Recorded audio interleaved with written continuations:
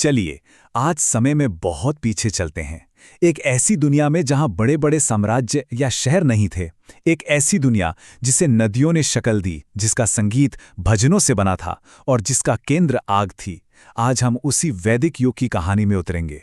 जरा सोचिए, आज से लगभग 3,500 साल पहले का समय। कुछ लोग, कुछ कबीले अपने मवेशियों के साथ एक नई जमीन में दाखिल हो रहे हैं।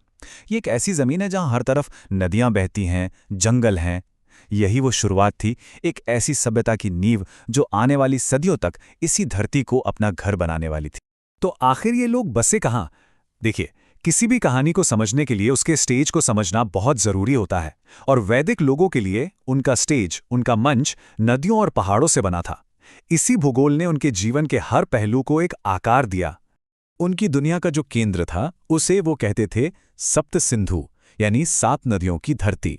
और ये जो सप्त सिंधु है ना, ये सिर्फ एक ज्योग्राफिकल नाम नहीं था।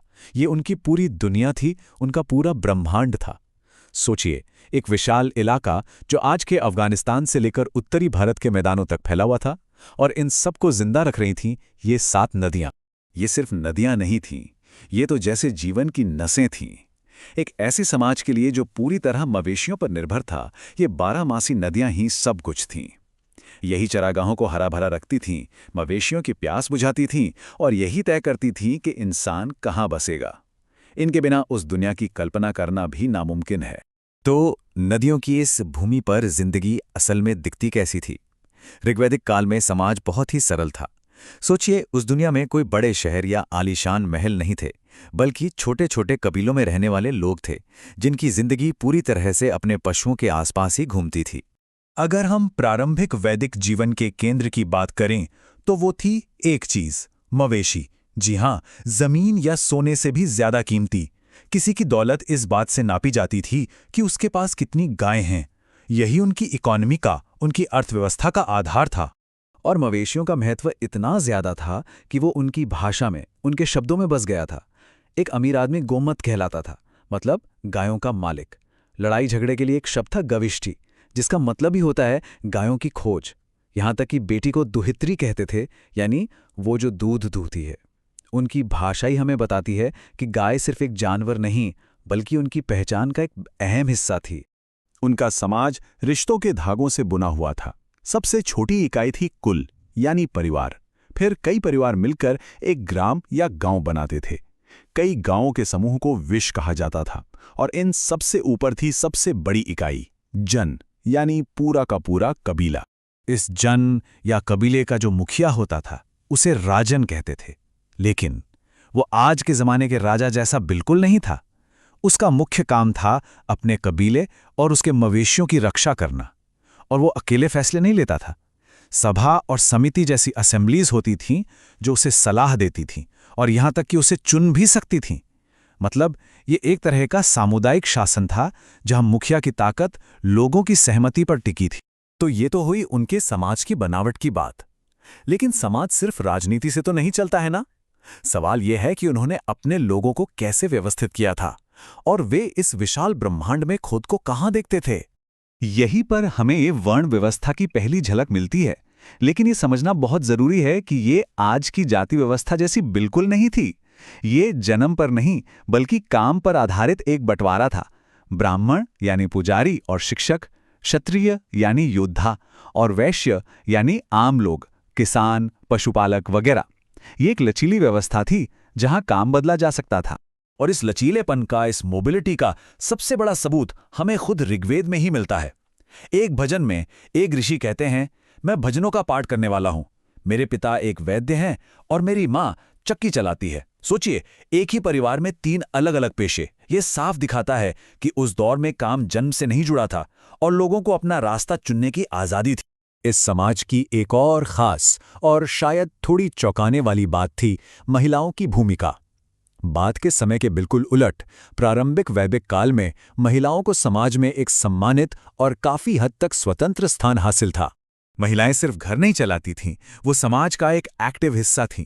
वे पुरुषों के साथ यज्ञों में बैठती थीं, उन्हें शिक्षा पाने का हक था, और घोषा और लोपामुद्रा जैसी कुछ महिलाओं ने तो खुद वैदिक भजनों की रचना भी की। ये एक ऐसी तस्वीर है जो हमें बताती है कि ये समाज कई मायनों में कितना खुला हुआ था। अब बात करते हैं उनके विश्वास की, उनके धर्म की। वैदिक धर्म मंदिरों या मूर्तियों पर आधारित नहीं था। वे प्रकृति की जबरदस्त ताकतों को ही देवता मानकर उनकी पूजा करते थे। उनके देवता किसी मूर्ति में नहीं बल्कि प्रकृति में ही बसते थे। इंद्र जो बादलों में बिजली कड़काता और बारिश लाता था, अग्नि जो यज्ञ की ज्वाला के रूप में उनकी प्रार्थनाओं को देवताओं तक ले जाती थी, और वरुण जो आसमान में रहकर दुनिया के नियमों को बनाए रखते थे।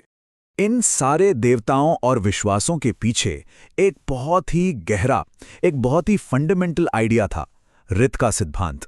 ऋत यानी ब्रह्मांड का संतुलन, वो प्राकृतिक और नैतिक नियम जिससे हर चीज चलती है।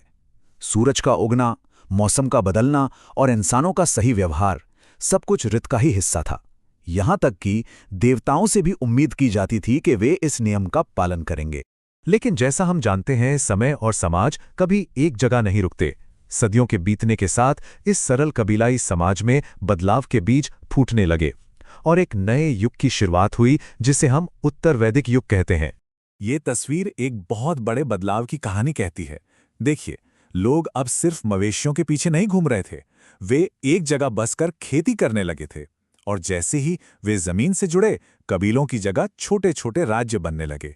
राजन की ताकत बढ़ने लगी और समाज का वो लचीलापन धीरे धीरे खत्म होने लगा। इस नए दौर में जनपद यानी छोटे छोटे राज्य उभरने लगे। अब राजा की शक्ति कबीले की सहमति पर नहीं बल्कि जमीन और सेना पर टिक गई। उसे दैवीय माना जाने लगा।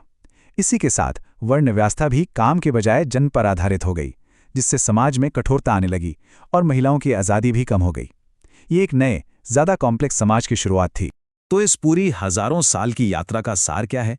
इस प्राचीन युग ने अपने पीछे आखिर क्या विरासत छोड़ी? वैदिक युग को किसी एक तस्वीर में कैद नहीं किया जा सकता। ये एक नदी की तरह था जो धीरे धीरे बहता रहा, अपना रास्ता बदलता रहा। ये एक धीमी लेकिन बहुत गहरी प्रक्रिया थी जिसने उस सभ्यता की नींव रखी जिसे हम आज भारत के रूप में जानते हैं। इस दौर में जो विचार और जो सामाजिक ढांचे पैदा हुए, उन्होंने आने वाले भारत की संस्कृति, उसके दर्शन और उसकी आध्यात्मिक परंपराओं पर एक बहुत गहरी और स्थायी छाप छोड़ी जो आज भी महसूस की जा सकती है। तो सोचने वाली बात यह है कि इस प्राचीन दुनिया से निकले वो कौन से विचार हैं, वो कौन सी परंपराएं हैं जो हजारों साल बाद आज भी हमारी दुनिया में, हमारे समाज में गूंज रही हैं।